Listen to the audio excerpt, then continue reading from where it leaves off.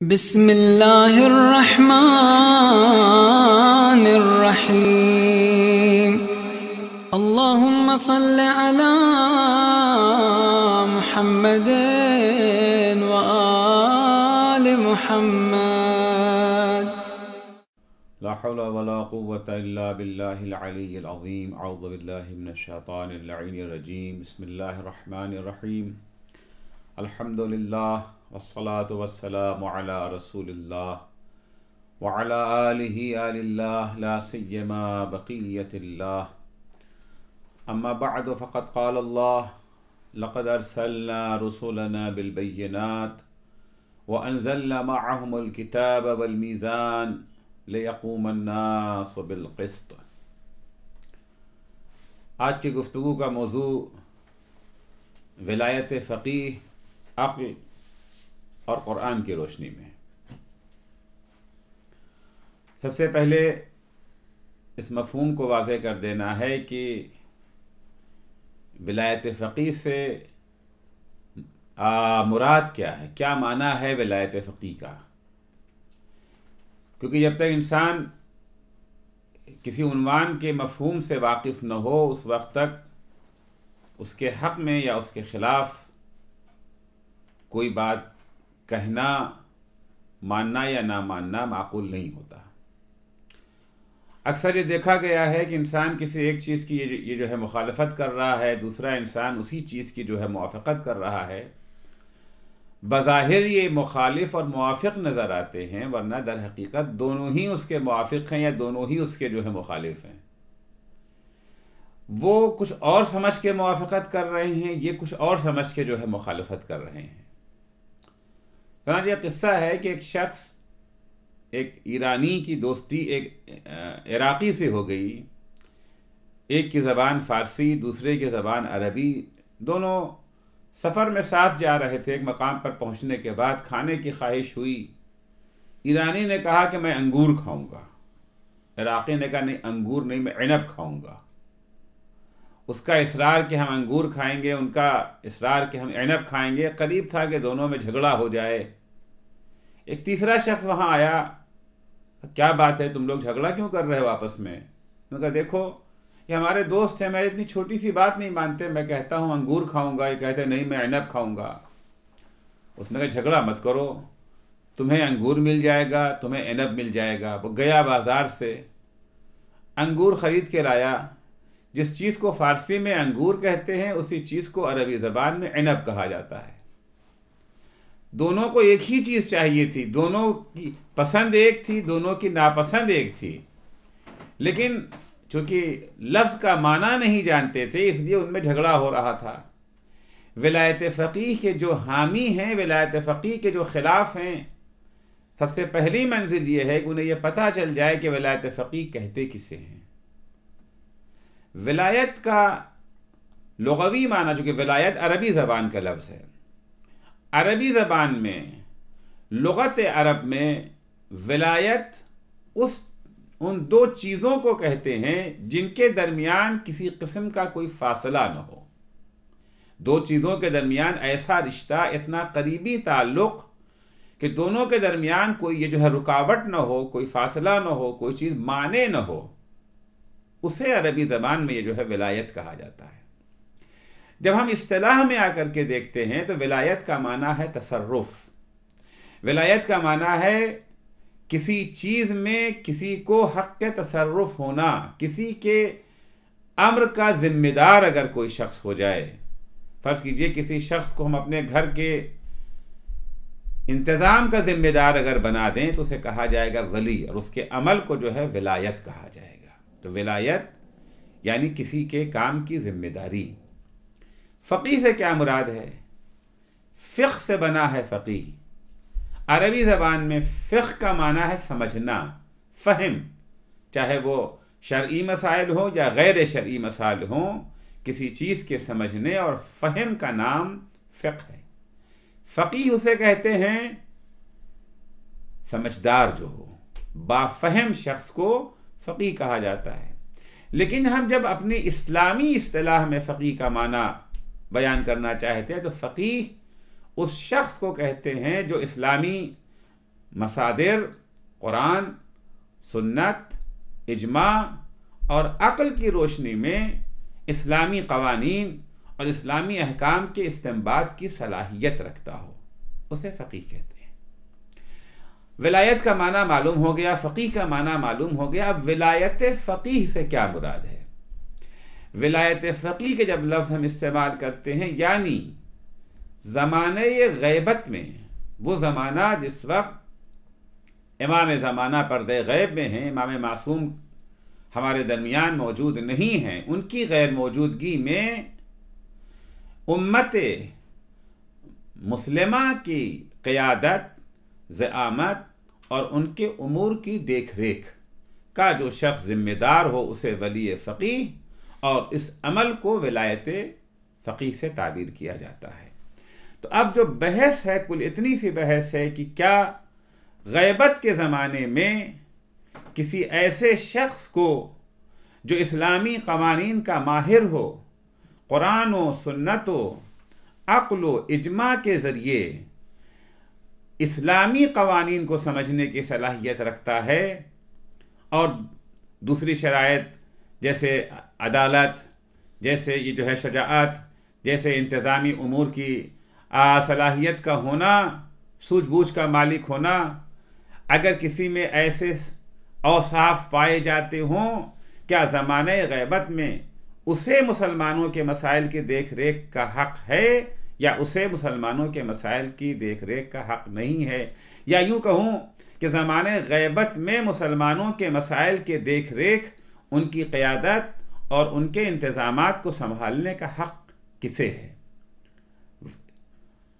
इन सिफ़ात के हामिल फ़क़ीह को है, या उस शख्स के हवाले है जिसमें ये सिफ़ात नहीं पाए जाते? हमें सबसे पहले ये देखना होगा कि असल हुकूमत की ज़रूरत क्या है।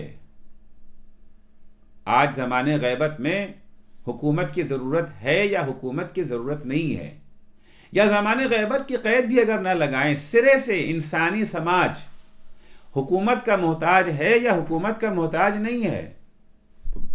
ख्याल ये है कि हमें हुकूमत की ये जो है ज़रूरत ही क्या है, हम खुद अपने मसाइल हल कर सकते हैं, किसी को हमारे ऊपर हुकूमत करने की ज़रूरत नहीं है।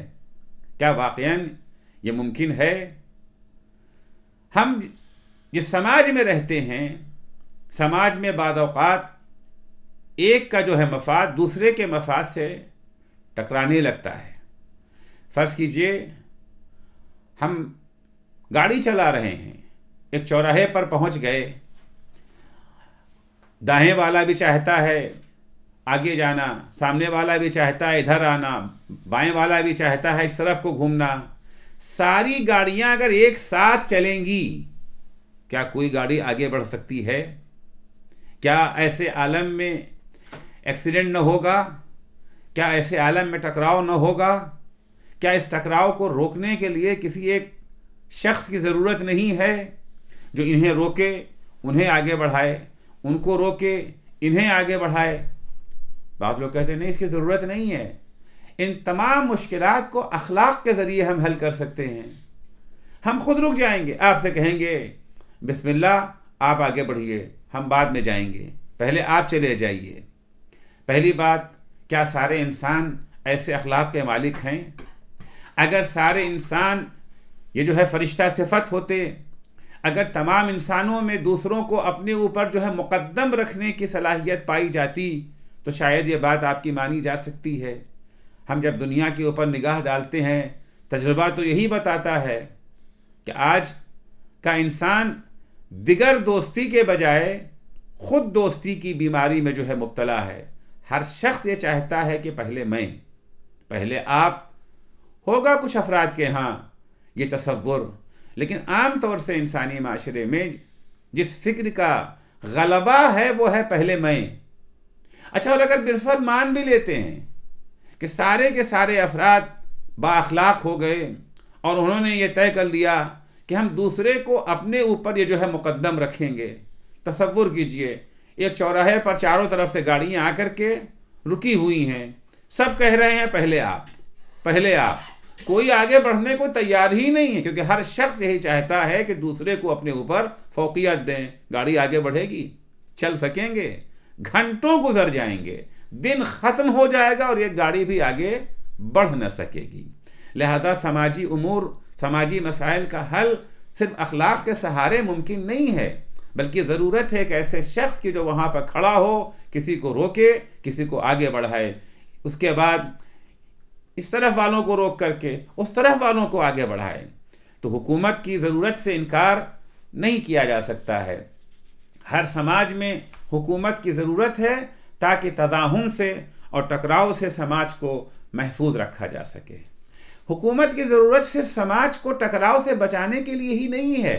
अगर हमने मान भी लिया कि अखलाक हाकिम हो गया और किसी का किसी से कोई टकराव ही नहीं है, कोई तदाहुम ही नहीं है, अव्वल तो मुमकिन नहीं है, बिलफर्द अगर हम मान भी लेते हैं, हुकूमत की ज़रूरत समाज को तरक्की देने के लिए भी है। माना कि टकराव नहीं हो रहा है, लेकिन जो जहाँ है वहीं पर खड़ा हुआ है समाज आगे नहीं बढ़ रहा है। पुल बनना है, सड़कें बननी हैं, तहकीकात होनी है, कॉलेजेस कायम करना है, कारखाने कायम होना है। ये सारी चीज़ें क्या सिर्फ फर्दी कोशिशों से अंजाम पा सकती हैं? एक अकेला इंसान पुल बनाने का फ़ैसला कर सकता है, एक अकेला इंसान कारखाना बनाने का फ़ैसला कर सकता है। वो कहते हैं पुल यहाँ बनना चाहिए, वो कहते हैं पुल वहाँ बनना चाहिए। बहरहाल अगर समाज को तरक्की दिलाना है, अगर माशरे में तरक्की की शमा रोशन करना है, तरक्की मुहताज है एक हुकूमत की। हुकूमत के बग़ैर कोई समाज तरक्की नहीं कर सकता। तीसरी ज़रूरत जो हुकूमत की है वो आवाम की तरबियत का मसला है।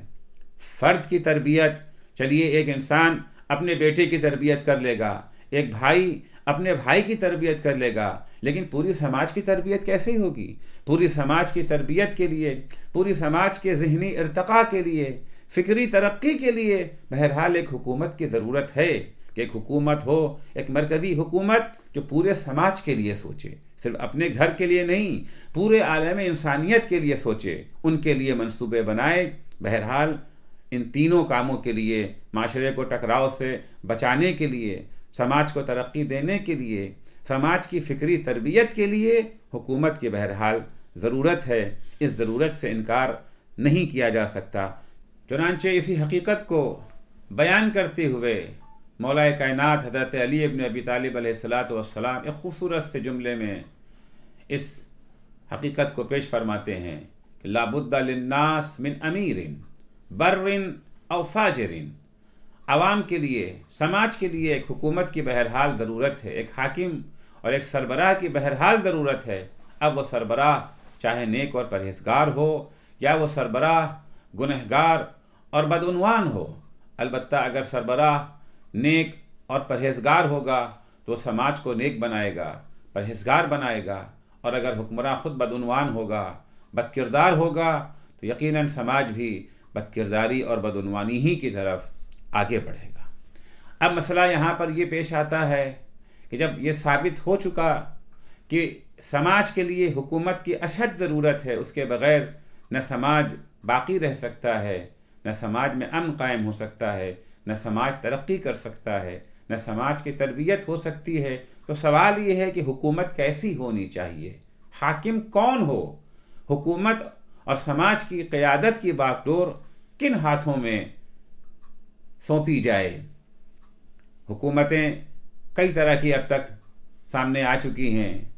एक हुकूमत इस्तिबदादी हुकूमत है, ये जो है डिक्टेटरशिप, मुतलक़ुल उन्वान हुकूमत, जिसका जवाब सिर्फ ये है कि चूँकि उनके पास ताकत है, जिसकी लाठी उसकी भैंस। तारीख़ में बेशुमार ऐसी हुकूमतें कायम हुई हैं।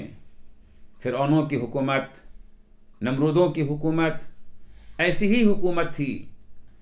इनके यहाँ हुकूमत करने का हक़, हुकूमत का जवाज़ इनको इस बुनियाद पे हासिल था कि उनके पास ताकत है। शेर जंगल का राजा है।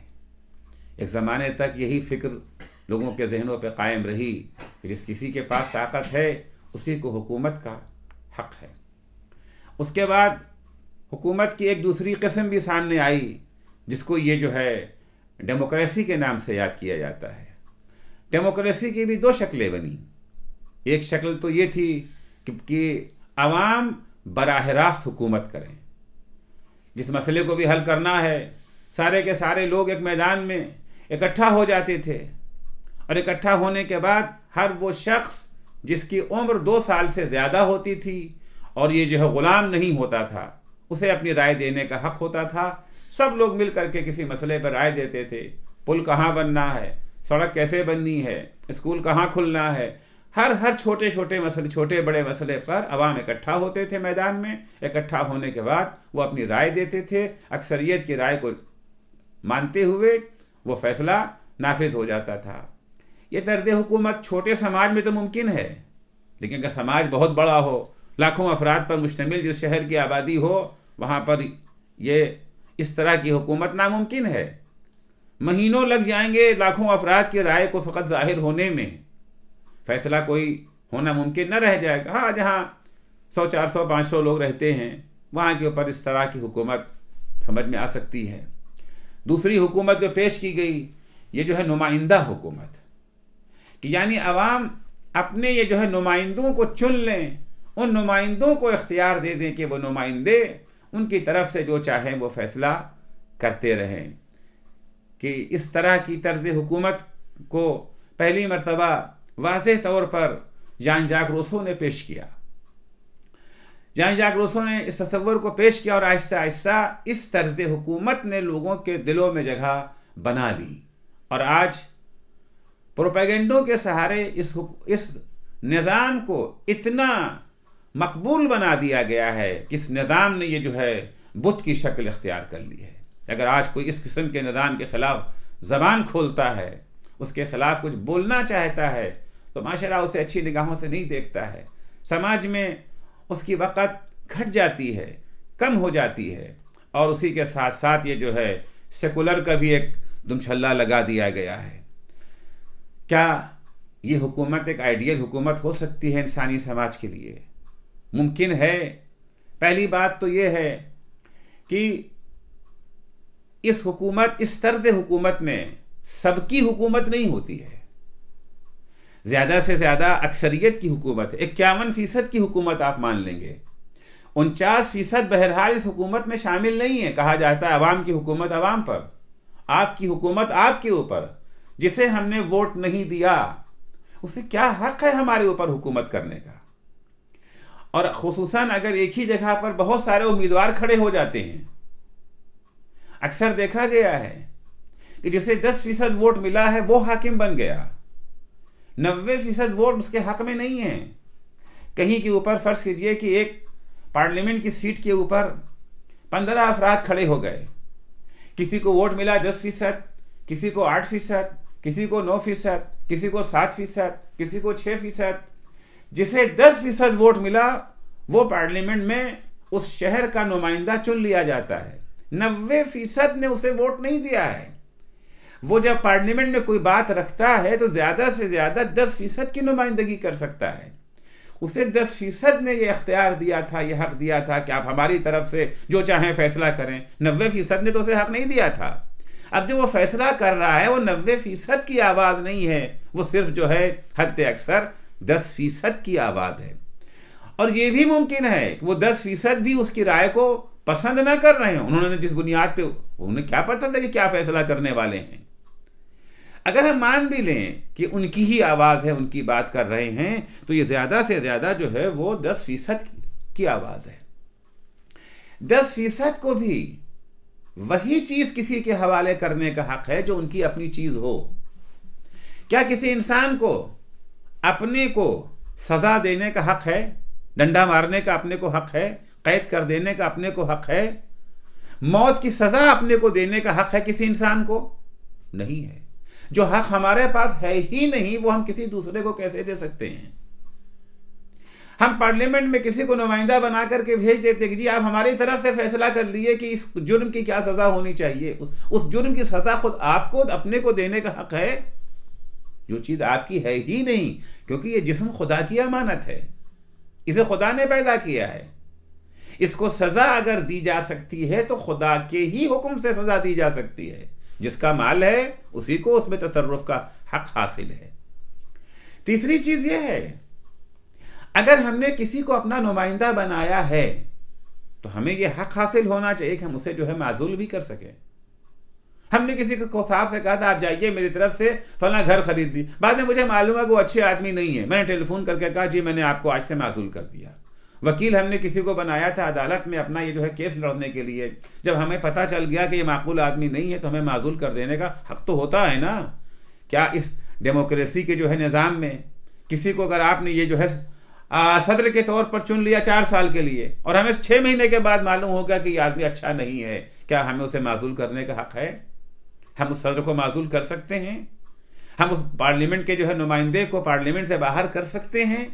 यह हक तो हमें नहीं दिया गया है। फिर हमारी हुकूमत हमारे ऊपर कहाँ हुई? मुमकिन है 6 महीने तक हमारी हुकूमत हमारे ऊपर थी, 6 महीने के बाद जो हम पर हुकूमत हो रही है हम तो उससे राज़ी नहीं हैं, हम तो उससे ये जो है मुतमईन नहीं हैं। उसके बाद फ़र्ज़ कीजिए कि सन 2011 में इलेक्शन हुआ, इलेक्शन में हिस्सा लेने का हक उनको है जो 18 साल 21 साल के हो गए हों, उन्हीं को हक दिया जाता है ना। जिस दिन इलेक्शन हो रहा था उस दिन हमारी उम्र जो है 21 साल या 18 साल से 1 दिन कम थी, 1 हफ्ता कम थी। हमें तो इलेक्शन में आने के लिए हिस्सा नहीं दिया गया। अब जब हम उस हद को पहुंच गए, ये जो हुकूमत है ये हमारी हुकूमत है, हमने तो वोट दिए ही नहीं है, तो होना फिर ये चाहिए ना कि हर रोज़ इलेक्शन होता रहे। जैसे जैसे लोग बालिग होते जाएं और उस हद में आते जाएं उन सबको ये हक दे दिया जाए, जबकि यह हक हमें दिया नहीं जाता है। चौथा इतराज़ जो इसके ऊपर है कि ऐसी हुकूमत जो है वो सालिहीन की हुकूमत नहीं होती है। जिसे वोट मिल गया, प्रोपेगेंडा जिसका ज्यादा मजबूत रहा, जिसके पास दौलत ज्यादा थी, जिसके पास पैसा ज्यादा था, जिसने जितना अवाम को जो है लुभा लिया उसकी हुकूमत बन गई। हो सकता है कि एक इंसान में जो हारा है इलेक्शन उसमें सलाहियत ज्यादा थी लेकिन वो अपनी बात पेश नहीं कर सका, उसके पास इतना पैसा नहीं था कि वो अखबारात के ज़रिए से, टेलीविज़न के ज़रिए से, इलेक्ट्रॉनिक ये जो है मीडिया के ज़रिए से अपनी बात अवाम तक पहुंचा पाता, अवाम तक पहुंच पाता। नतीजा ये हुआ कि जो सालेह था वो महरूम रह गया हुकूमत से, जो नासालेह था वो आ गया।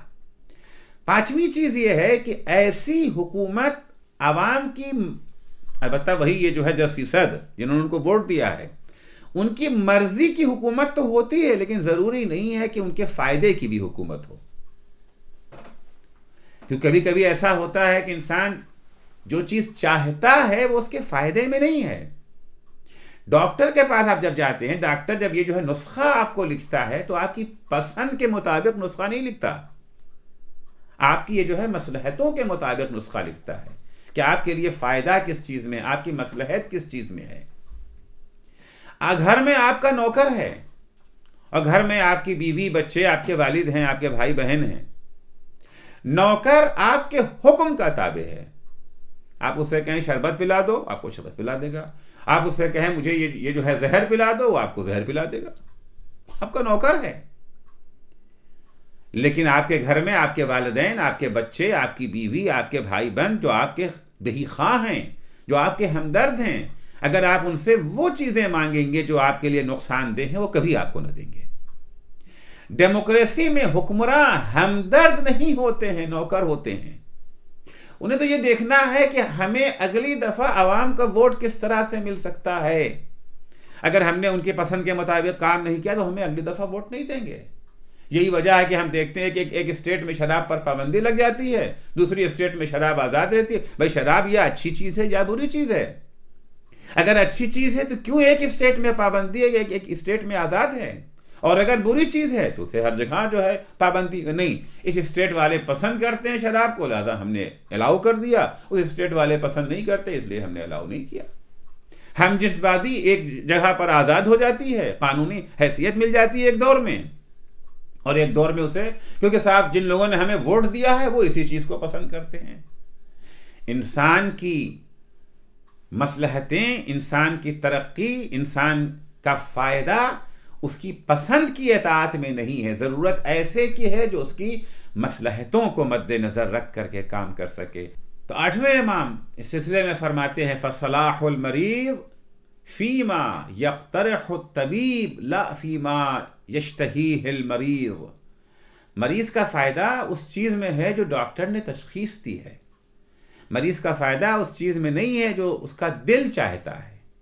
तो डेमोक्रेसी के ज़रिए से जो हुकूमतें चुनी जाती हैं, वो हुकूमतें आवाम की पसंद के मुताबिक काम करती हैं, अगर वो हुई वाक़ईन उस तरह की हुकूमतें, डेमोक्रेसी के नाम पर इस्तिबदाद वाली हुकूमतें कायम ना हों। अगर वाक़ईन डेमोक्रेसी है और हुकूमतें ये जो है डेमोक्रेट हुकूमतें हैं, तो ज़्यादा से ज़्यादा आवाम की पसंद को मद्देनज़र रखते हैं, आवाम की मसलहतें उनके मद्देनज़र नहीं हुआ करती हैं।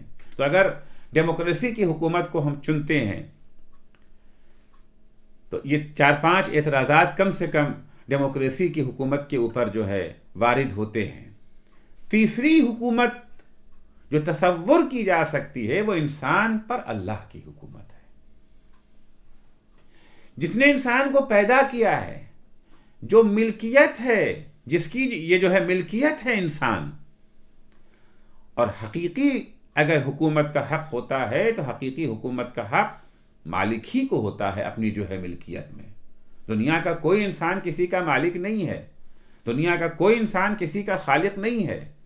अगर इंसान का कोई खालिक है, इंसान का कोई मालिक है, इंसान का कोई राज़िक है, खालिकियत की बिना पर, मालिकियत की बिना पर, राज़िकियत की बिना पर अगर हक़ हुकूमत है तो वह अल्लाह को हक़ हुकूमत है।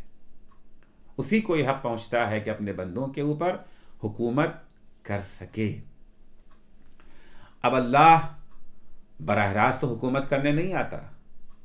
खुदा बराह रास्त हुकूमत नहीं करता कि वो आकर के हमारे ऊपर हुकूमत करे। कानून वो बनाता है, लेकिन अपने कानून का नफाज अपने बंदों के ज़रिए कराता है। जिस बंदे को अल्लाह ने कानून को नाफिज करने की जिम्मेदारी दे दी है, उसी को हक़ हुकूमत है। उसके सिवा जितने भी किस्में हुकूमत की होंगी, वो सारी किस्में ये जो है गलत होंगी। वो हाकिम गासिब हाकिम होंगे, उनकी हुकूमतें जायज़ और बरहक हुकूमत नहीं हो सकती है। अल्लाह ने क्या इंसानों पर हुकूमत के लिए कोई निज़ाम पेश किया है, कोई सिस्टम अल्लाह ने पेश किया है जिससे ये पता चल सके कि हाकिम हम किसे बनाएं और समाज की बागडोर, समाज की क़यादत किसके हवाले करें? यकीनन अल्लाह ने वो निज़ाम पेश किया है, क्योंकि कुरान मजीद में इरशाद है, जिस वक्त जनाब मूसा और जनाब हारून को अल्लाह ने फ़िरौन की हिदायत के लिए फ़िरौन के पास जो है भेजा है, और फ़िरौन ने मूसा से पूछा, मन रब्बुकुमा या मूसा, ए मूसा और हारून, जिस परवरदिगार के तरफ तुम हमें दावत दे रहे हो वो है कौन? जनाब मूसा ने जो जवाब दिया था वो कुरान में आज तक महफूज है, रब्बुनल्लज़ी अअता कुल्ल शैइन खल्क़ह सुम्मा हदा। हमारा परवरदिगार वो है जिसने हर चीज़ को उसका ज़रूरी औजार दिया। वो चाहे इंसान हो, चाहे वो हैवान हो, नबातात हों, जमादात हों, हर एक की बका के लिए जिन चीज़ों की, जिन औजार की ज़रूरत है वो सब परवरदिगार ने दिया है। इंसान और उसके इंसानी समाज को बका और इर्तिक़ा के लिए हुकूमत की ज़रूरत है। क्या ये मुमकिन है कि अल्लाह ने हुकूमत का बंदोबस्त न किया हो? औजार भी दिया और औजार के इस्तेमाल का तरीक़ा भी सिखाया। अल्लाह ने हुकूमत भी दी और ये भी बताया, हिदायत और रहनुमाई की कि हुकूमत किस तरह से चलाई जाएगी और हुकूमत की बागडोर कौन लोग संभाल सकते हैं। पहले मरहले में अल्लाह ने हुकूमत की जिम्मेदारी अंबिया को दी। इस्लामी हुकूमत ना इस्तिबदादी हुकूमत है और ना ये जो है डेमोक्रेसी की हुकूमत है, क्योंकि यहाँ पर अवाम की हुकूमत अवाम पर नहीं है। इस निज़ाम में अल्लाह की हुकूमत अवाम पर, अवाम के फ़ायदे के लिए। अल्लाह की हुकूमत अवाम पर, अवाम के फ़ायदे के लिए है। लिहाजा इसमें ना इस्तिबदाद के जो है नकाइस पाए जाते हैं और ना डेमोक्रेसी के जो है नकाइस पाए जाते हैं।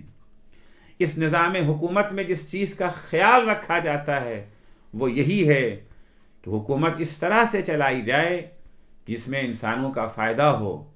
उनकी पसंद और नापसंद को ध्यान में नहीं रखा जाता है, बल्कि उनके मफाद को ध्यान में रखा जाता है। इस हुकूमत में कानून साजी का हक़ सिर्फ़ और सिर्फ खुदा को है। अलबत्ता कुछ जुज़वी क़वानीन उन्हीं कुल्ली क़वानीन की रोशनी में जिसे अल्लाह ने बनाया है, उन्हीं के रोशनी में, उसी के साए में अल्लाह ने अपने बंदों को भी ये हक़ इनायत किया है और इस बात का हुक्म दिया है कि जिस तरह से अल्लाह के उन कुल्ली क़वानीन की इताअत ज़रूरी है, उसी तरह से अल्लाह के बंदों के इन जुज़वी क़वानीन की इताअत भी ज़रूरी है और उनके फरमान को कबूल किया जाए। सबसे पहले यह हक़ हुकूमत अल्लाह ने अम्बिया को दिया। अम्बिया अलैहिमुस्सलाम के बाद यह हक़ हुकूमत अइम्मा को मिला और अइम्मा के बाद यह हक़ हुकूमत सालिहीन को मिला। अलबत्ता ख़ुद अम्बिया के ज़माने में भी, ख़ुद अइम्मा के ज़माने में भी सालिहीन की हुकूमत कायम रहती थी।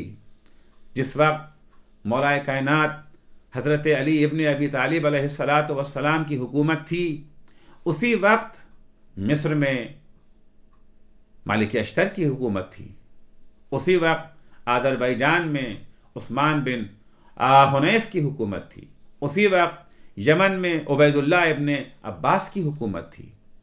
उबैदुल्लाह इब्न अब्बास, मालिक अश्तर, उस्मान बिन हुनैफ, मोहम्मद इब्न अबी बकर, इस तरह के सारे अफराद, या ये जो है सलमान फ़ारसी, ये अफराद, कुबैल इब्न ज़ियाद, ये अफराद मासूम तो न थे, इस्मत के हामिल नहीं थे, न ये नबी थे न ये इमाम थे, मगर ये वो अफराद थे जो मासूम की तरफ से मुअय्यन किए गए थे, जिनको ये जो है मुकर्रर किया गया था। ये कौन से अफराद थे? ये ऐसे अफराद थे जो इस्लामी उलूम के माहिर थे, इस्लामी क़वानीन के एक्सपर्ट थे, आदिल थे, शुजा थे, इंतज़ामी सलाहियतों के मालिक थे, सूझबूझ के मालिक थे। हम दूसरे लफ्ज़ों में कह सकते हैं कि मालिक अश्तर अपने ज़माने के वली फ़क़ीह थे। उस्मान बिन हुनैफ अपने ज़माने के अपने ज़माने के ये जो है वली फ़क़ीह थे। तो विलायत फ़क़ीह का तसव्वुर हत्ता अइम्मा तहरीर अलैहिमुस्सलाम के दौर में भी है। तो पहले मरहले में अल्लाह ने अम्बिया को हाकिम बनाया, उसके बाद अइम्मा हाकिम हैं, उसके बाद अइम्मा जहाँ मौजूद नहीं हैं, चाहे वो जिस्मानी तौर से समाज में मौजूद हों, हाजिर हों, लेकिन उन इलाक़ों में जिस्मानी तौर से मौजूद न हों जहाँ के ऊपर इन लोगों की हुकूमतें कायम थी, या आज का ज़माना है जबकि इमाम पर्दे गैब में हैं और जिस्मानी तौर से लोगों के निगाहों के सामने मौजूद नहीं हैं। अब मैं यहाँ के ऊपर कुछ आयतें पेश करना चाहूँगा जिनसे ये अंदाज़ा होगा, इस्लाम में हुकूमत की एक तारीख़ मालूम हो सकेगी। क्या अम्बिया अलैहिमुस्सलाम ने अमली तौर पर हुकूमत कायम की थी या अमली तौर पर हुकूमत कायम नहीं की थी? क्योंकि ये एक दफ़ा थ्योरी की शक्ल में पेश कर दिया गया कि हुकूमत का हक़ अल्लाह को है, अल्लाह ने यह हक़ अम्बिया को दिया, अइम्मा को दिया, सालिहीन को दिया। क्या वाक़यान ये हुकूमत अमली तौर पर कायम भी कभी हुई है?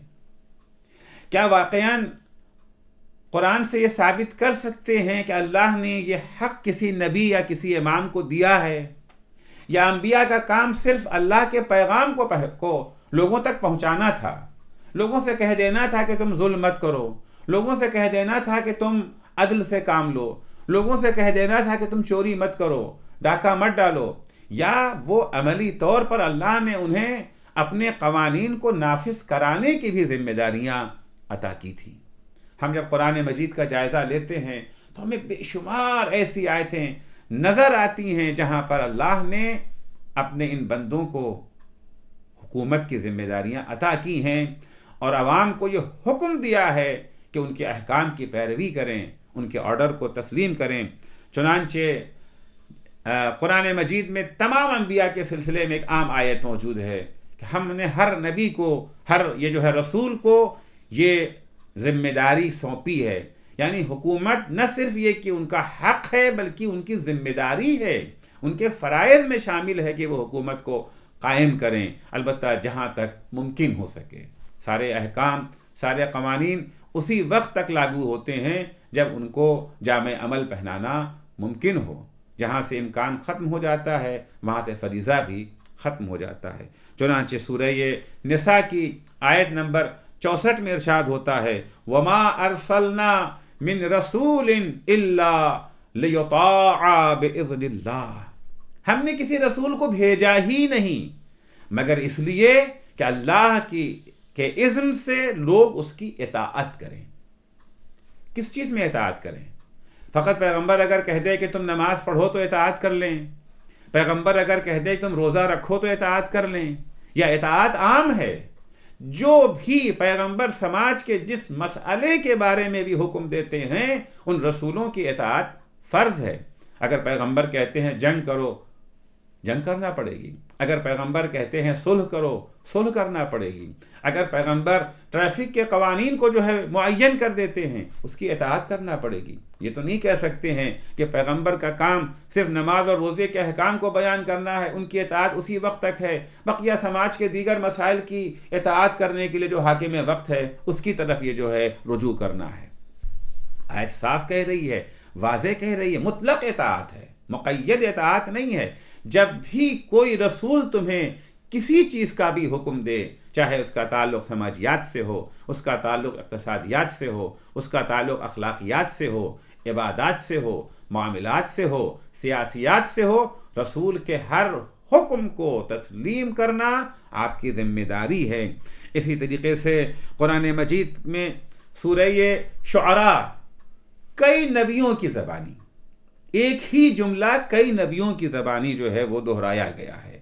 वही जुमला जनाब नूह की ज़बानी, वही जुमला जनाब हूद, जनाब सालेह, जनाब लूत और जनाब शुएब के ज़रिए कई नबियों की ज़बानी इसी चीज़ को जो है वो दोहराया गया है। चुनांचे मैं सिर्फ एक आयत को सूरह शुअरा की आयत नंबर 105 को आपकी खिदमत में पेश करता हूँ। वकज़्ज़बत कौम नूहिल मुरसलीन, नूह की कौम ने अल्लाह के रसूलों को झुटलाया, उनकी तकज़ीब की। इज़ क़ाल लहुम अख़ूहुम नूह अला तत्तबिऊनी, जिस वक्त नूह ने उनसे कहा क्या तुम लोग मेरी इत्तबा नहीं करते, क्या तुम लोग मेरी पैरवी नहीं करते। इन्नी लकुम रसूलुन अमीन, मैं तुम्हारे लिए एक अमानतदार रसूल बन करके आया हूँ। फत्तकुल्लाह व अतीऊनी, अल्लाह का तक़वा इख्तियार करो और मुझसे डरो। सिर्फ अल्लाह की इताअत की बात नहीं हो रही है। अगर मसला सिर्फ इताअत जो है वो नमाज और रोज़े और हज तक पैगाम पहुँचाने का मसला होता, ये तो अल्लाह की इताअत है, ये नूह की इताअत नहीं है। यानी जो कुल्ली कवानीन अल्लाह ने बनाए हैं उन कवानीन को नाफिज करने के सिलसिले में अंबिया जनाब नूह जैसे नबी जिस चीज़ का हुक्म दे रहे हैं उसकी इताअत भी ज़रूरी है। तो नबी की भी इताअत ज़रूरी है और साथ में अल्लाह की इताअत भी ज़रूरी है। वमा असअलुकुम अलैहि मिन अज्र, हम तुमसे अपनी इन खदमात के सिले के तौर पर कोई उजरत तुमसे नहीं चाहते हैं। इन अज्रिया इल्ला अला रब्बिल आलमीन, हमारी जो भी उजरत है, जो भी मजदूरी है वो आलमीन के परवरदिगार के हवाले है, वो हमें देगा। फिर जनाब नूह तकरार करते हैं फत्तकुल्लाह व अतीऊनी, यानी एक ही आयत में 3 दफ़ा अपनी इत्तबा और अपनी इताअत का पैगाम जनाब नूह दे रहे हैं। कौन सी इताअत है? अगर सिर्फ नमाज और रोज़ा और सिर्फ तबलीग मैंने यहाँ पे आकर के तबलीग दीन की, आपने हमारी बातों को सुना तो हमारी इताअत की, अल्लाह की इताअत की? ये तो अल्लाह की इताअत है।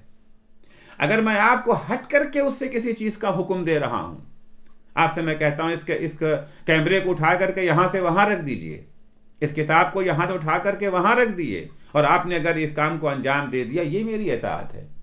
लेकिन मैंने आपसे कहा कि अल्लाह ने कहा है नमाज पढ़ो और आप नमाज पढ़ने लगे, आप हमारी इताअत कर रहे हैं, अल्लाह की इताअत कर रहे हैं। अगर अंबिया का काम सिर्फ पैगाम को पहुँचा देना होता, नाफिज कराना न होता उन कवानीन को, तो यकीनन हम ये कह सकते थे कि अम्बिया को हक़ हुकूमत नहीं है, लेकिन जो हम ये देख रहे हैं कि अम्बिया की ज़िम्मेदारी कवानीन को पहुँचाने के साथ साथ कवानीन को नाफिज करवाने की भी है। अल्लाह ने ये उन्हें हक़ भी दिया है कि वह नाफिज करवाएं, और ये ज़िम्मेदारी भी उन्हें सौंपी है। इससे यह साबित होता है कि अम्बिया को हक़ हुकूमत भी मौजूद था। या जनाब यूसुफ़ के सिलसिले में सूरह यूसुफ़ की आयत नंबर 56 में इरशाद होता है, वकज़ालिका मक्कन्ना यूसुफ़ा फ़िल अर्ज़, और हमने इस तरह से जनाब यूसुफ़ को ज़मीन में इक़्तिदार अता किया। अगर इक़्तिदार का हासिल करना, हुकूमत का चलाना दीन से अलग होता, दीन अलग सियासत अलग, दोनों का कोई आपस में ताल्लुक़, कोई आपस में रिश्ता न होता, तो यकीनी तौर से जनाब यूसुफ़ जैसा नबी, उसकी हुकूमत का तज़किरा न होता। नबूवत का हुकूमत से क्या ताल्लुक़? आज कहा जाता है कि उलमाए दीन का हुकूमत से क्या ताल्लुक़? उलमाए दीन का मनसब एक तक़द्दुस का मनसब है, लिहाजा उन्हें अपने तक़द्दुस का लिहाज रखना चाहिए। आलिम दीन का तक़द्दुस ज़्यादा है या नबी का तक़द्दुस ज़्यादा है? यकीनन नबी का तक़द्दुस ज़्यादा है आलिम दीन के मुकाबले में। जब नबी अपने तमाम तक़द्दुस के बावजूद हुकूमत की बागडोर संभाल सकता है, और यूं ही उसने हथियाया नहीं, ये खुदा कहता है हमने दिया है उसे, वो मक्कन्ना, ये चीज़ हमने उनके इख्तियार में रखी है। जब खुदा किसी नबी को ये हुकूमत का इख्तियार दे सकता है, तो आज एक फ़क़ीह और एक आलिम दीन अगर हुकूमत के इख्तियारात को अपने हाथ में लेता है तो उसमें ताज्जुब की कौन सी बात है? एतराज़ की कहाँ गुंजाइश निकलती है कि हुकूमत तक़द्दुस के ख़िलाफ़ है। ख़िलाफ़ तक़द्दुस होता तो कभी भी जनाब यूसुफ़ न हुकूमत संभालते, न कुरान ये कहता कि यह मनसब हमने यूसुफ़ को अता किया है। दूसरी जगह इरशाद होता है कि फ़हज़मू बिइज़्निल्लाह व क़तल दाऊद व जालूत, अल्लाह वालों ने दुश्मनान खुदा को शिकस्त दी। जनाब दाऊद ने जालूत को कत्ल कर दिया। व आताहुल्लाहुल मुल्का वल हिकमता व अल्लमहु मिम्मा यशा, सूरह बकरा की आयत नंबर 251 इरशाद होता है कि दाऊद ने, तालूत ने जालूत को ये जो है कत्ल कर दिया, और उसके बाद कि हमने दाऊद को हुकूमत अता की, हमने दाऊद को मनसब अता किया। दाऊद कौन थे? एक आम हाकिम, एक आम सियासतदान, एक आम ये जो है फरमा रवा, या अल्लाह के नबी थे, अल्लाह के पैगंबर थे। जनाब दाऊद अल्लाह के नबी थे, अल्लाह के नबी भी थे और हाकिम भी थे। इसका मतलब है कि हुकूमत, ज़िआमत कौम, सियासत, ये वो चीज़ नहीं है जिसे बहाना बनाया जाए तक़द्दुस का और उसे दीन से दूर रखा जाए। अगर ये चीज़ दूर होती तो जनाब दाऊद जैसे नबी के सिलसिले में अल्लाह ये न कहता। जनाब दाऊद के बारे में आपने ये जो है सुन लिया।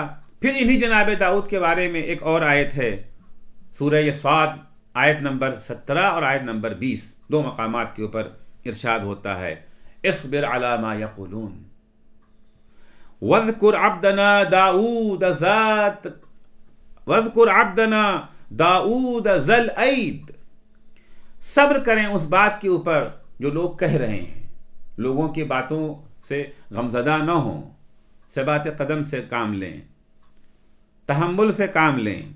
याद करें हमारे बंदे दाऊद को कि दाऊद बहुत ही इस्तेहकाम वाले थे, बड़ी ताकत वाले थे। इन्नहु अव्वाब, जनाब दाऊद बहुत ही खुदा की तस्बीह करने वालों में थे। व शददना मुल्कहू, हमने दाऊद की हुकूमत को मजबूत बनाया। दाऊद को हुकूमत किसने अता की? दाऊद को हुकूमत अल्लाह ने, वो हक़ हुकूमत जो अल्लाह का है, अल्लाह ने वो हक़ हुकूमत जनाब दाऊद को इनायत फरमाया। व आतैनाहुल हिकमता व फ़स्लल खिताब, और हमने दाऊद को हिकमत भी अता की और फैसले की सलाहियत दी। यानी इसका मतलब है कि नबी का काम सिर्फ नमाज पढ़ा देना, सिर्फ तबलीग कर देना, सिर्फ कवानीन शरीयत को पहुँचा देना नहीं है। जब लोगों में इख्तलाफ हो, जब लोगों में झगड़ा हो, तो फैसला करना भी किसका काम है? नबी का काम है। तो क़ज़ावत जो हुकूमत का एक शोबा है, खुदा ने यहाँ पूरी हुकूमत का भी तज़किरा किया और हुकूमत के एक शोबे का जो क़ज़ावत है उसका भी खुदा ने तज़किरा किया। जिसका मतलब है कि जो हक़ हुकूमत अल्लाह को है, अल्लाह ने वो हक़ हुकूमत अपने बंदों को, जिन्हें हम नबी कहते हैं, अल्लाह ने उन्हें अता किया है। अगर हुकूमत और सियासत का ताल्लुक़ दीन से न होता तो अल्लाह के इन ख़ास बंदों को जो दुनियादारी से हमेशा दूर रहा करते थे, अल्लाह उनको हुकूमत जैसी जिम्मेदारियां ना इनायत करता, इन्हें तबलीग दीन का काम दे देता और हुकूमत चलाने के लिए दूसरे अफराद मौजूद थे, हुकूमतों को चलाया करते। फिर तीसरी आयत में इरशाद होता है, सूरह साद की 26वीं आयत में इरशाद होता है, या दाऊद, जो बिल्कुल सरीह आयत है, बिल्कुल वाज़ेह आयत है, किसी किस्म के तावील की भी इसमें गुंजाइश नहीं है। या दाऊद इन्ना जअलनाका खलीफतन फिल अर्द फहकुम बैनन नास बिल हक़। ए दाऊद, हुकूमत का हक तो हमें है, हमने ये हक तुम्हें तफवीज़ कर दिया है, तुम्हें अपना जानशीन बना दिया है ज़मीन में। अब तुम लोगों के दरमियान हक और इंसाफ के साथ हुकूमत करो। अब ये लफ्ज़ इताअत भी नहीं है कि कहा इसमें कोई तावील की गुंजाइश हो। फहकुम बैनन नास बिल हक़, दाऊद तुम हुकूमत करो, अलबत्ता हुकूमत तुम्हारी हक पर मबनी होनी चाहिए, लोगों की पसंद और नापसंद पर मबनी नहीं होना चाहिए। उन उसूल और कवानीन के मुताबिक तुम्हारी हुकूमत होना चाहिए जो मैंने मुकर्रर की है, जो मैंने बनाई है, उसे होना चाहिए। तो ये यहाँ तक जनाब दाऊद के सिलसिले में है। अब उसके बाद जनाब सुलेमान, जिनकी हुकूमत तो तमाम दुनिया में मशहूर है, सभी जनाब सुलेमान की हुकूमत से वाकिफ़ हैं। कुरान मजीद में भी इसका तज़किरा है कि जनाब सुलेमान ने हुकूमत की ख्वाहिश और दुआ की है परवरदिगार से। चुनांचे जनाब सुलेमान की दुआ कुरान का हिस्सा बन गई। क़ाला रब्बि ग़फ़िरली, जनाब सुलेमान ने कहा, ए मेरे परवरदिगार, तो मुझे माफ़ फरमा, मेरी मग़फ़िरत फरमा। वहबली मुल्कन ला यंबगी लिअहदिन मिन बअदी, और हमें ऐसी वसी और अजीम हुकूमत अता कर दे जो मेरे बाद किसी को मैसर न हो सके। अब बताइए, दुआ, अगर हुकूमत, अगर सियासत, अगर ज़ियामत कौम, अगर क़ियादत उम्मत तक़द्दुस के जो है मुनाफी होती, दीन के मुनाफी होती, दीन से हट के कोई चीज़ होती, जनाब सुलेमान जैसा अज़ीमुश्शान नबी भला खुदा से इसकी आरजू करता? और अगर जनाब सुलेमान ने मांग भी लिया था तो खुदा उन्हें न देता। सुलेमान जैसा अजीम नबी हुकूमत को अल्लाह से मांग भी रहा है और अल्लाह ने वो हुकूमत उन्हें अता भी कर दी। उन्होंने मांगा कि पालने वाले दे दे, इन्नका अंतल वहाब, तू ही सब चीज़ों को अता करने वाला है। क्योंकि सुलेमान जानते थे कि हुकूमत अल्लाह की है, हक़ हुकूमत बंदों की नहीं कि जाके बंदों से वोट मांगे कि तुम हमें अपना हक़ हुकूमत दे दो। अगर हक़ हुकूमत बंदों का होता तो सुलेमान बंदों से मांगते। हक़ हुकूमत खुदा का है, खुदा से जनाब सुलेमान तलब कर रहे हैं। फिर कुरान कहता है हमने दे दी, फसख्खरना लहुर्रीहा तजरी बिअम्रिही रख़ाअन, हमने सुलेमान को ऐसी हुकूमत दे दी कि हवा को भी उनके इख्तियार में दे दिया।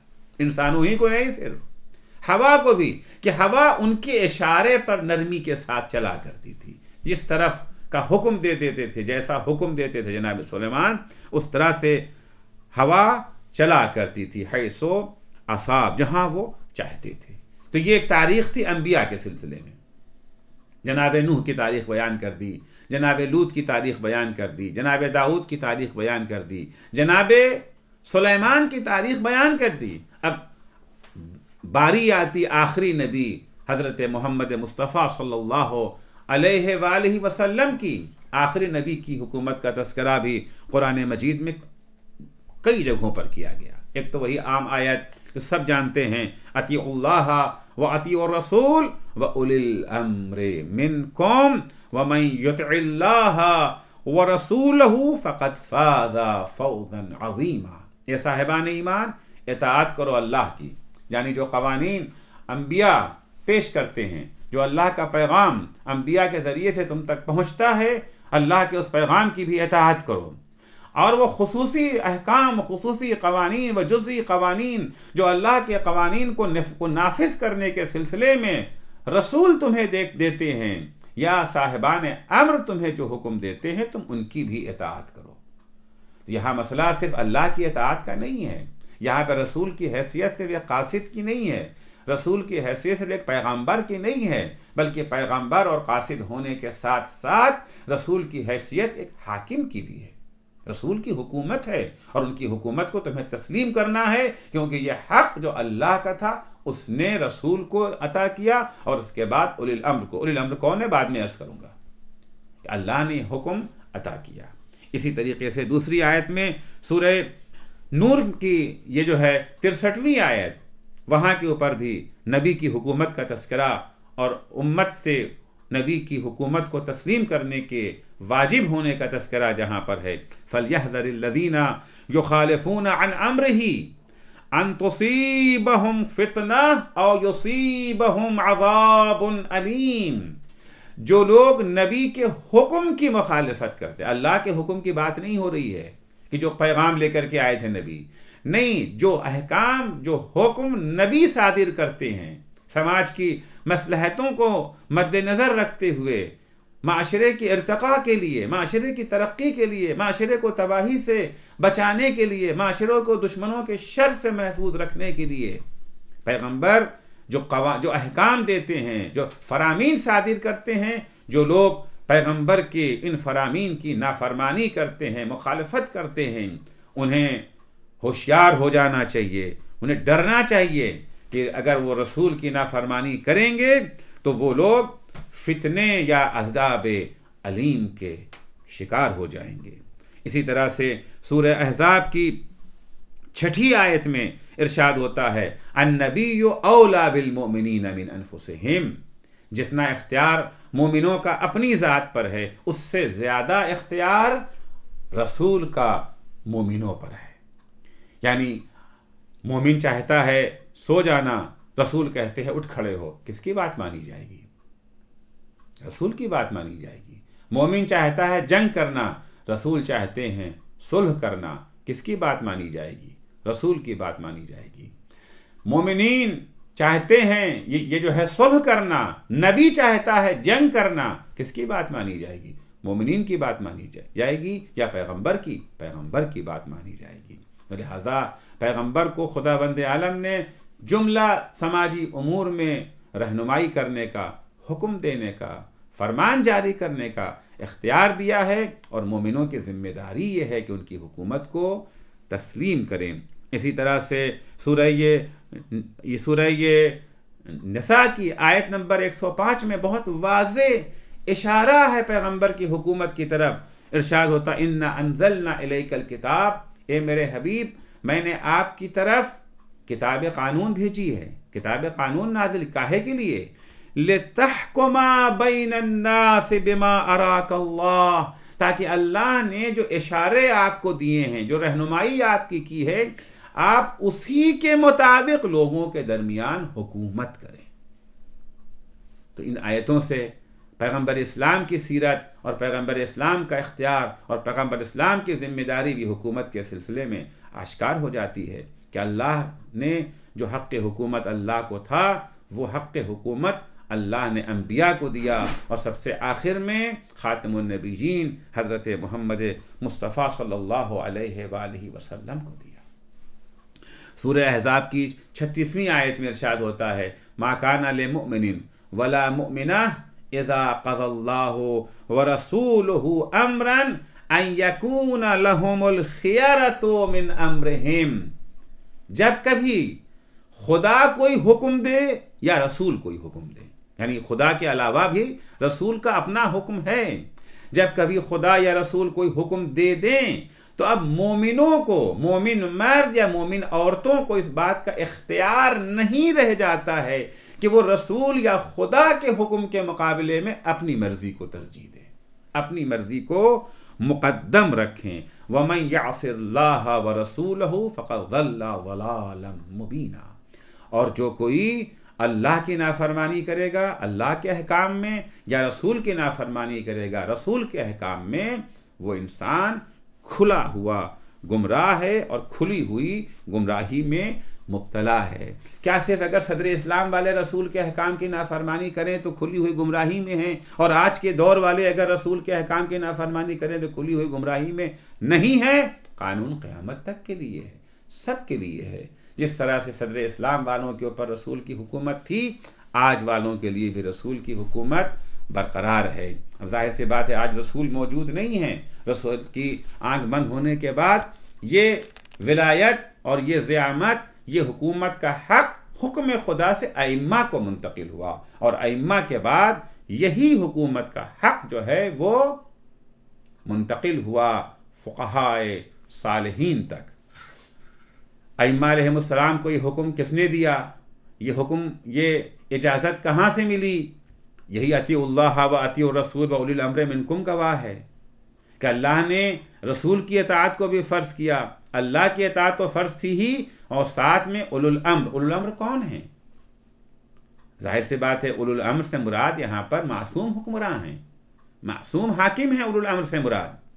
क्योंकि जब अल्लाह कहता है कि अल्लाह की अताअत करो, उलुल अम्र की अताअत करो।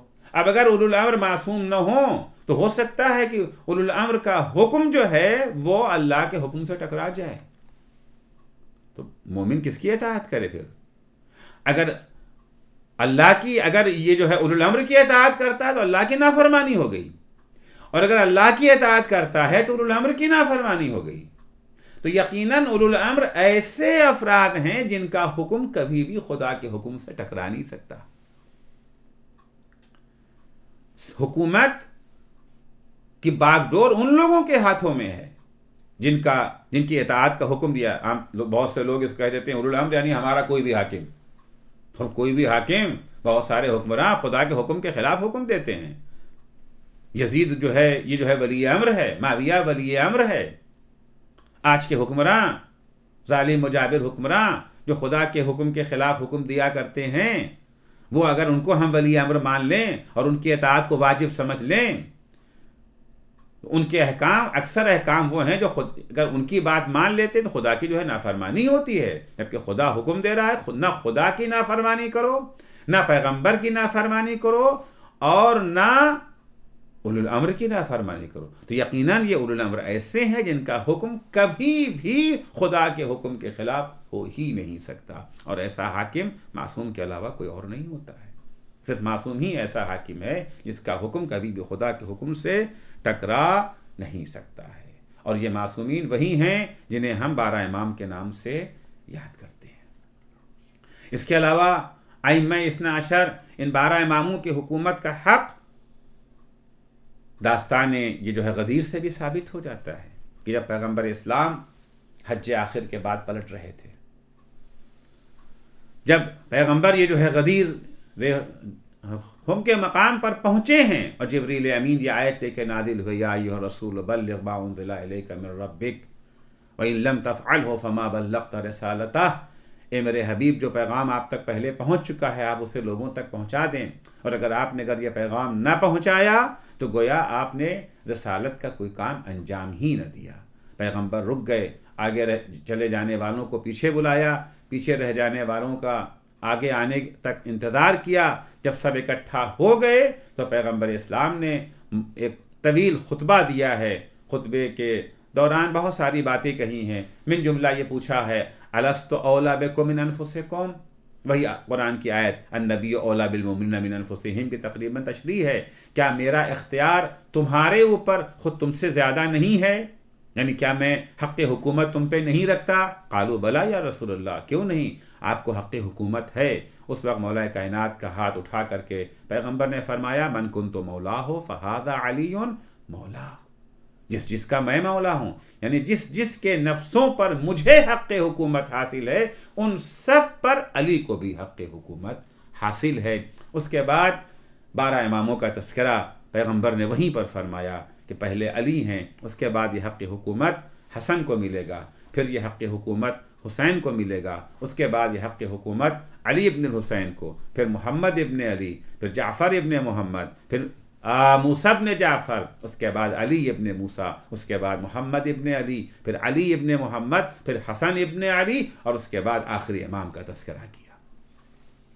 ये 12 के 12 सिलसिले पैगंबर ने ऐलान कर दिया गदीर के मौके पर। ये सारी वो शख्सियतें हैं जिन्हें अल्लाह ने हक़ हुकूमत अता किया है।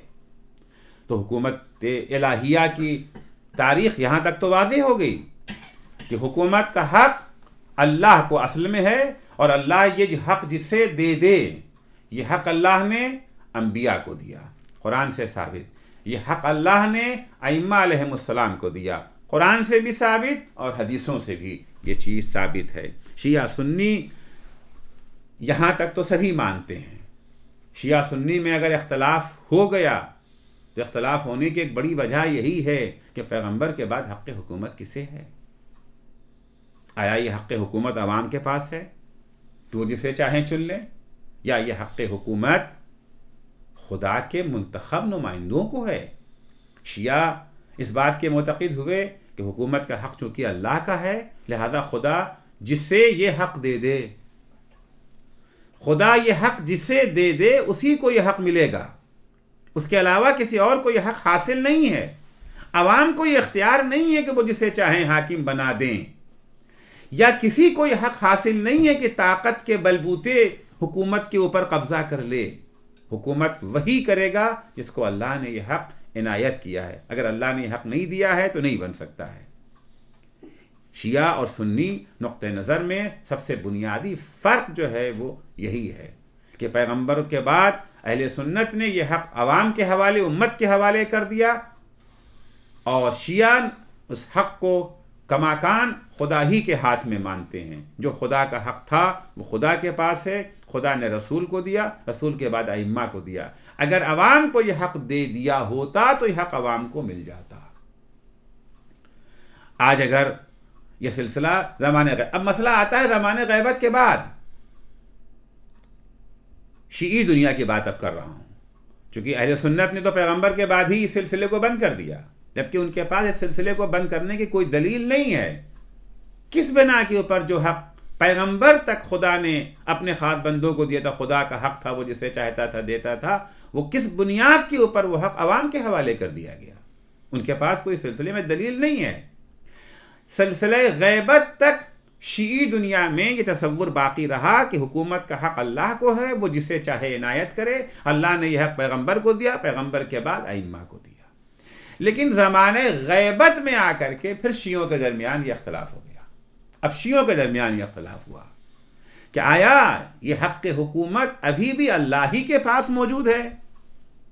ये हक़ हुकूमत अल्लाह पैगंबर को देता है, पैगंबर के ज़रिए से अइम्मा को मिला, और अइम्मा ने अपने बाद ये हक़ हुकूमत किसी को दिया है, या ये हक़ हुकूमत अब अवाम का हक़ हो गया, वो जिसे चाहे चुन लें, या जो भी चाहे ताकत के बलबूते पर किसी हुकूमत पे कब्जा कर ले।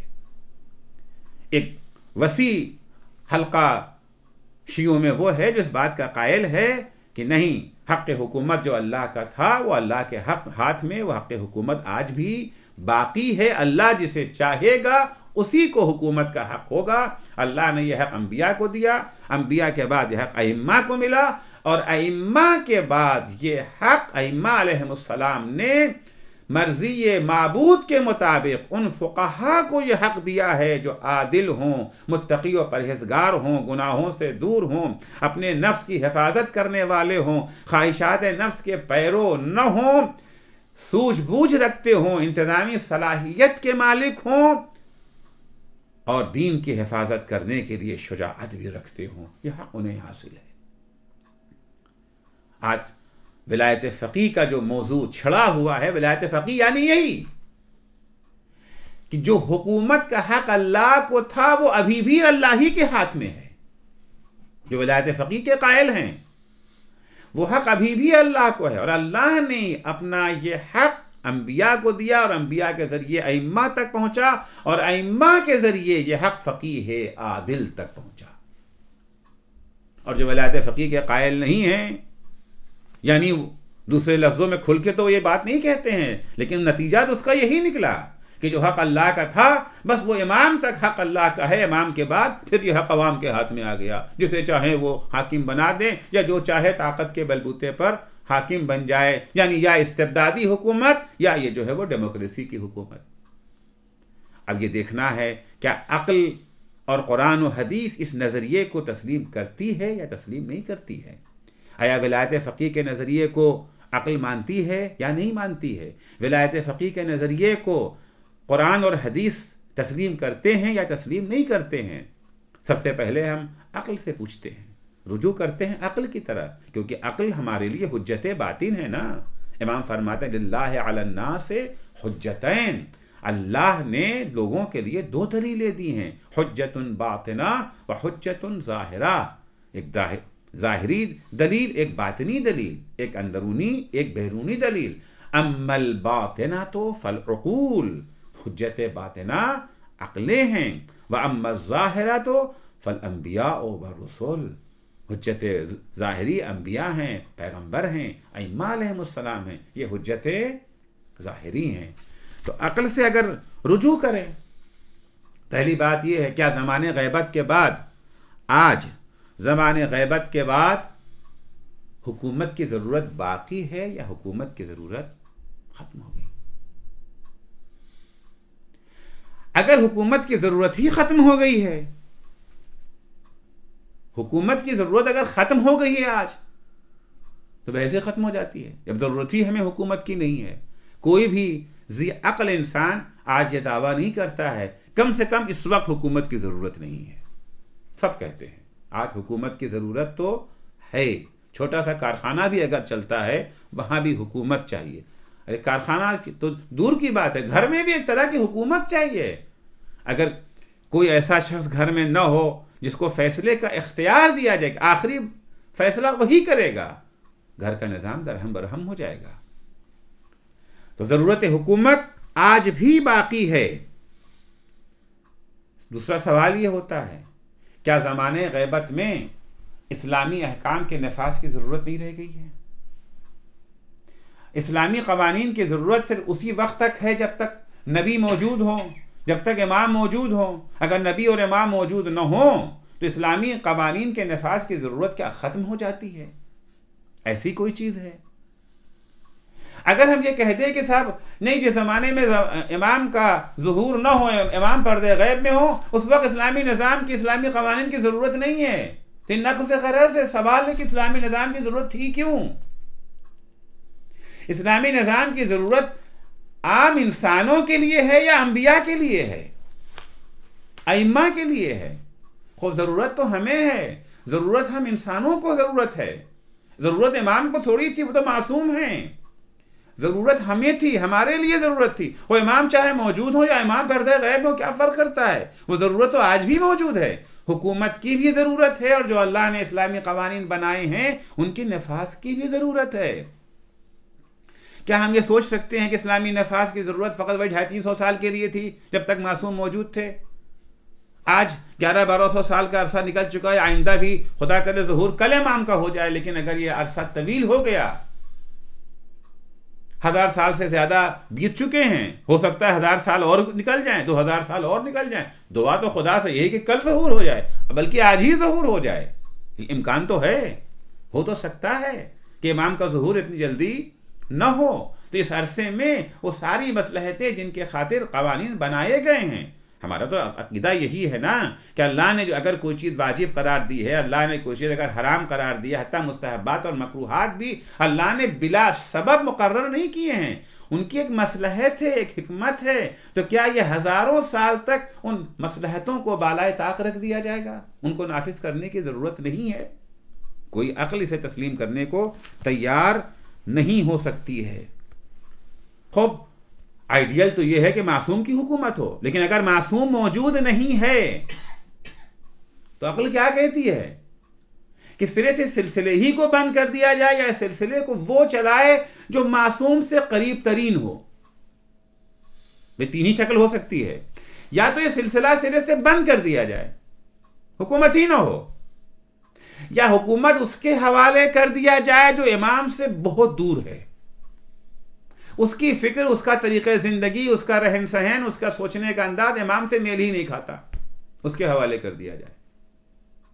या उसके हवाले ये हुकूमत कर दी जाए कि जो मासूम तो नहीं है मगर उसकी फिक्र मासूम से करीब है, उसके सोचने का अंदाज, उसकी हुकूमत करने का अंदाज, उसका रहन सहन, उसका तौर तरीक़ा इस्मत का हामिल तो नहीं है लेकिन मासूम से करीब है। तीन ही मरहले। अक्ल क्या कहती है? ज़रूरत हुकूमत तो है, उसे तो बंद नहीं कर सकते हैं। अब अगर मासूम नहीं है तो क्या उन लोगों के हवाले हुकूमत कर दे जो मासूम से, जिनकी कोई शबाहत ही नहीं है, अक्ल से भी नहीं मानती है। तीसरी चीज़ बाकी बचती है, वो ये है कि उनके हवाले निज़ाम हुकूमत कर दिया जाए जो मासूम से कुर्बत रखते हैं, जो मासूम के करीब हैं।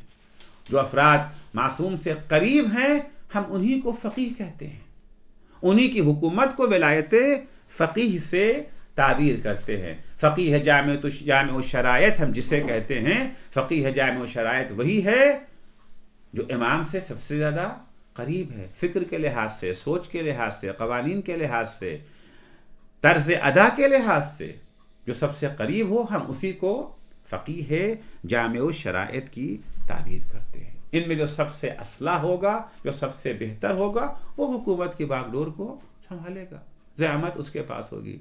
ये है विलायत फ़क़ीह का तसव्वुर। तो अक्ल की रोशनी में जो विलायत फ़क़ीह बिल्कुल वाज़ेह है। हुकूमत इमाम मासूम की होना चाहिए, वो पर्दे गैब में। हुकूमत इमाम मासूम की होना चाहिए, वो पर्दे गैब में है। अब वो पर्दे गैब में है, दूसरा ऑप्शन हुकूमत बंद, नामुमकिन, ये हो नहीं सकता। ये ऑप्शन मुमकिन नहीं है। दूसरा ऑप्शन हुकूमत जाहिलों के हवाले कर दी जाए, जालिमों के हवाले कर दी जाए, गुंडों के हवाले कर दी जाए, उठाई गिरों के हवाले कर दी जाए हुकूमत, या हुकूमत उन लोगों के हवाले की जाए जो मुत्तकी भी हैं, परहेजगार भी हैं, इस्लामी क़वानीन के माहिर भी हैं, एक्सपर्ट भी हैं क़वानीन शरीयत के। वो इस्लामी क़वानीन को, इस्लामी जो है मसादिर कुरान, अक़्ल, इजमा, सुन्नत के ज़रिए बरह रास्त हासिल करने की सलाहियत भी रखते हैं, इंतज़ामी उमूर के भी एक्सपर्ट हैं, सूझबूझ भी रखते हैं, शुजाअत भी है उनके पास। अक़ल क्या कहती है? यकीनन अक़ल का फ़ैसला यही होगा कि इमाम की ग़ैबत के ज़माने में इस्लामी हुकूमत को तो जारी रखना ही है, ये उन लोगों के हवाले कर दी जाए जो फ़क़ीह भी हों, इस्लाम को समझते भी हों, इस्लाम पर अमल भी करते हों, मुत्तकी और परहेज़गार भी हों, तक़वा भी उनके यहाँ पाया जाए, सियासी सूझबूझ भी हो, इंतज़ामी सलाहियत भी हो, और दीन की हिफाजत के लिए शुजाअत के भी मालिक हो। यह अक़ल के तौर पर। अब हमें देखना है कि ख़ुद अइम्मा अलैहिमुस्सलाम ने अपनी इरशादात में क्या कहा है। कोई ऐसा वाज़े इशारा मिलता है, कोई ऐसा वाज़े हुक्म मिलता है, इमाम ने अपनी ज़माने ग़ैबत में हुकूमत का कोई बंदोबस्त, कोई इंतज़ाम किया है, या इमाम ने अपनी ग़ैबत के ज़माने में कोई इसका इंतज़ाम किया ही नहीं है। खुशकिस्मती की बात यह है, ऐसे बेशुमार दलाइल मिलते हैं, ऐसे बेशुमार इशारे मिलते हैं जहाँ इमाम ने अपने ज़माने ग़ैबत में हुकूमत किन लोगों के हवाले होनी चाहिए उसका बंदोबस्त पूरी तौर से किया है। एक आलिम दीन हैं, एक बड़ी शख्सियत हैं, इसहाक़ इब्न याक़ूब। इसहाक़ इब्न याक़ूब ने इमाम ज़माना अज्जलल्लाहु तआला फ़रजहु शरीफ की खिदमत में ख़त लिखा कि मौला, हवादिस वाक़िआ जो पेश आते हैं, नए नए मसाइल, नए नए वाक़िआत जो पेश आते हैं, नए मसाइल में आप तो पर्दे ग़ैब में हैं, हम किससे रहनुमाई हासिल करें, किसकी इताअत करें, किसके कहने पे चलें? बनी अब्बास के पास चले जाएं, बनी अब्बास के खुलफा की इताअत करें, किसकी इताअत करें? इमाम जवाब में देते हैं, अम्मल हवादिसुल वाक़िआ फरजऊ इला रुवात हदीसना फ़इन्नहुम हुज्जती अलैकुम व अना हुज्जतुल्लाहि अलैहिम। जब भी कोई नया वाक़या पेश आए, नए मसाइल जो पेश आएँ, तो तुम रुजू करो उन लोगों की तरफ जो हमारी रवायतों के नाकिल हैं, क्योंकि वो तुम्हारे ऊपर हमारी तरफ से हुज्जत हैं और मैं उनके ऊपर अल्लाह की हुज्जत हूँ। तो जैसी हुज्जत इमाम ज़माना है इन उलमा के ऊपर, वैसी ही हुज्जत ये उलमा अवाम पर हैं। जो मनसब इमाम के पास मनसब हुकूमत है, वही मनसब हुकूमत इन फ़ुक़हा और इन रावियान अहादीस से अइम्मा तहरीर अलैहिमुस्सलाम। और बाद लोग कहते नहीं, इससे मुराद तो नमाज रोज़े के अहकाम हैं, फ़िक़ही मसाइल हैं, हुकूमत का इससे क्या ताल्लुक़ है। अगर इनसे मुराद नमाज और रोज़े की बातें होती तो इमाम कह देते शरई मसाइल में आप इनसे रुजू करें। इत्तफ़ाक़न उस ज़माने में इस्तिलाह नमाज और रोज़े के लिए राइज भी थी। उस ज़माने में हवादिस वाक़या की ताबीर नहीं की जाती थी। हवादिस वाक़या जो रोज़ाना पेश आने वाले मसाइल, नमाज कोई नई चीज़ तो नहीं है। नमाज के मसाइल, रोज़े के मसाइल तो पहले से बयान हो चुके थे, लोग जानते ही थे, और ये कोई नई बात नहीं थी। जो लोग नहीं जानते थे वो ये मसाइल उलमा से पूछा करते थे। खुद अइम्मा के ज़माने में भी सारे के सारे तो अइम्मा के पास नहीं आते थे। मुख्तलिफ इलाक़ों में रहने वाले लोग क्या करते थे, अपने मसाइल किससे पूछते थे? अपने मसाइल तो उलमा ही से पूछते थे। तो जो चीज़ें पहले से मालूम थी उसके बारे में ख़त लिखना ग़ैबत सग़रा के ज़माने में इमाम से पूछना तो कोई माना नहीं रखता है। माना तो यही रखता है ना कि वो बातें जो पहले राइज नहीं थी, पहले इमाम मौजूद थे, इमाम से हम पूछ लिया करते थे, इमाम रहनुमाई करते थे, इमाम हमारी जिम्मेदारियों को बयान करते थे। सियासी मसाइल में, समाजी मसाइल में, इक़्तिसादी मसाइल में जो नई नई मुश्किलात पेश आती थी, आज कौन है, आज किससे पूछें? सवाल तो इसीलिए किया गया है, वरना अगर आम मसाइल के बारे में, आम मसाइल में पहले से शियों की जिम्मेदारी मालूम थी कि जो बात आप जानते हैं जानते, जो नहीं जानते वो उलमा से जाके आप पूछ लिया कीजिए। अलग से कहने की ज़रूरत नहीं थी। अलग से कहना, अलग से सवाल करना इस बात की दलील है कि हवादिस वाक़या से मुराद ये आम शरई अहकाम नहीं हैं, बल्कि इससे मुराद समाजी, सियासी, इक़्तिसादी मसाइल हैं जो आए दिन समाज में पेश आते रहते हैं। उनके हल के लिए आप उलमा की तरफ रुजू करें जो हमारी हदीसों के रावी। तो रावी से मुराद सिर्फ ये नहीं कोई एक इंसान रवायत लेके पढ़ दे, नहीं, वो अफराद जो साहिब नज़र हैं, मुहक्किक हैं, यानी जिन्होंने पूरी तहकीक से ये साबित है उनके लिए हाँ ये इमाम ही का कौल है। इसके लिए कम से कम इल्मे रजाल का जानना ज़रूरी है, नहीं कि जिस किसी ने एक रवायत पेश कर दी। यानी जो साहिब नज़र हैं, मुहक्किक हैं, जिन्हें आज हम फ़क़ीह के नाम से याद करते हैं। फ़ुक़हा के पास जाओ, फ़ुक़हा हमारी तरफ से तुम पर हुज्जत हैं और मैं अल्लाह की तरफ से उन पर हुज्जत हूँ।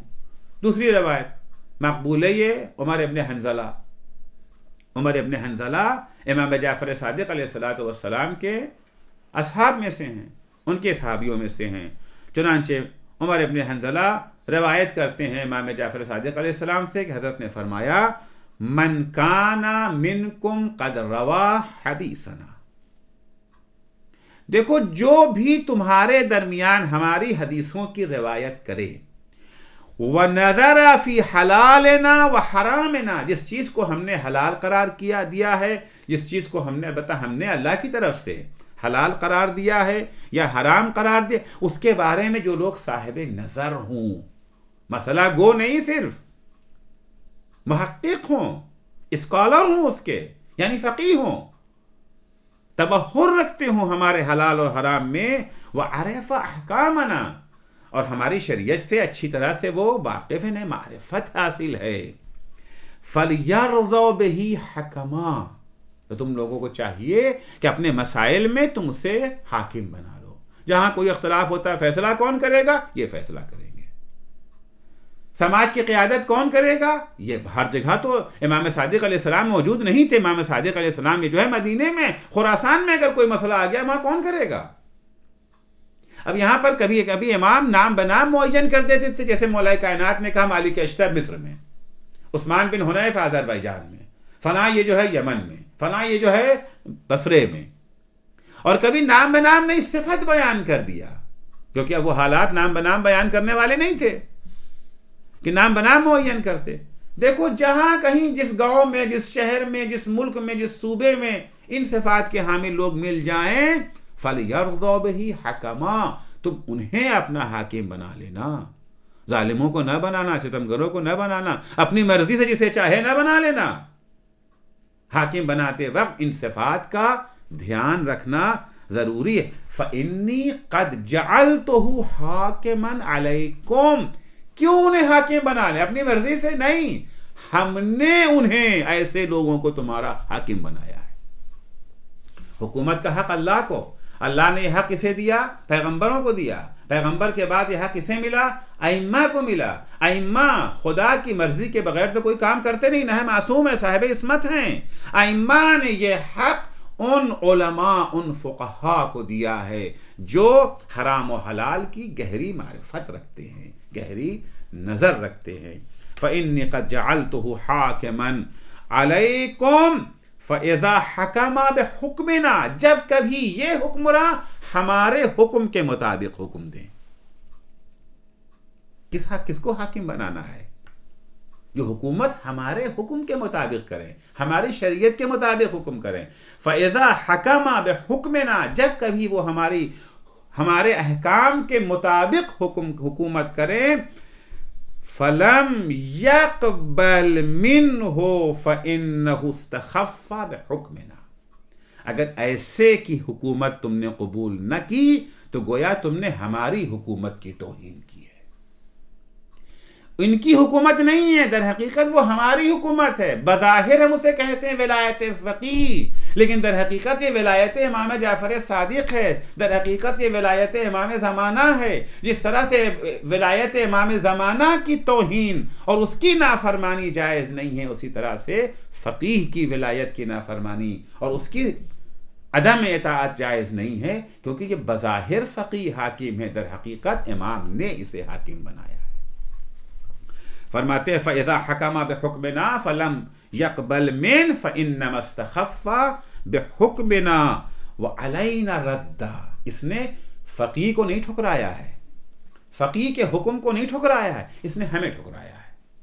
इसने हमारे हुक्म को ठुकराया, क्योंकि फ़क़ीह का हुक्म दर हकीकत हमारा हुक्म है। वर्राद्दु अलैना कर्राद्दि अलल्लाह, और जिसने हमारे हुक्म को ठुकराया उसने हमारे हुक्म को नहीं ठुकराया है, अल्लाह के हुक्म को। क्योंकि हुकूमत का हक किसे है? अल्लाह को है। यह मनसब किसका था? अल्लाह का मनसब था।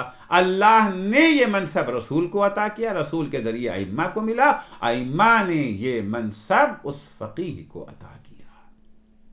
तो जो कोई फ़क़ीह के हुक्म को ठुकरा देता है वो गोया अल्लाह के हुक्म को ठुकराता है। और इमाम फरमाते हैं वह हुआ अला हद्द शिर्क बिल्लाह, और अल्लाह के हुक्म को ठुकरा देना यानी अल्लाह के साथ शिर्क करना। कि अल्लाह नमाज तेरी पढ़ेंगे, हुकूमत किसी और की चलेगी, हुकूमत तेरी नहीं मानेंगे। तो ये भी बिल्कुल वाज़ेह दलील इस बात की तरफ मौजूद है कि ज़माने ग़ैबत में हुकूमत का सिलसिला जारी है, हुकूमत का सिलसिला ख़त्म नहीं हुआ। और वो हक़ जो खुदा ने अइम्मा अलैहिमुस्सलाम को अता किया था, वो ग़ैबत इमाम के ज़माने में ये हक़ उस फ़क़ीह की तरफ मुंतकिल हुआ है जो इस्लामी तालीमात का माहिर हो और आदिल हो। आखिरी रवायत पेश करूँ, शेख सदूक पैगम्बर इस्लाम सल्लल्लाहु अलैहि वालैहि वसल्लम से नक़ल फरमाते हैं, अल्लाहुम्मा अर्हम खुलफ़ाई, पैगम्बर ने फरमाया ए अल्लाह हमारे जानशीनों पर रहम फरमा। क़ीला या रसूलुल्लाह व मन खुलफ़ाउक, ये तेरे जानशीन हैं कौन? कौन है? इससे मुराद कौन है जिस पर तू रहम की दुआ कर रहा है? अइम्मा तहरीन अलैहिमुस्सलाम है, मासूमीन हैं। इमाम ने फरमाया क़ाला अल्लज़ीना यातूना बादी व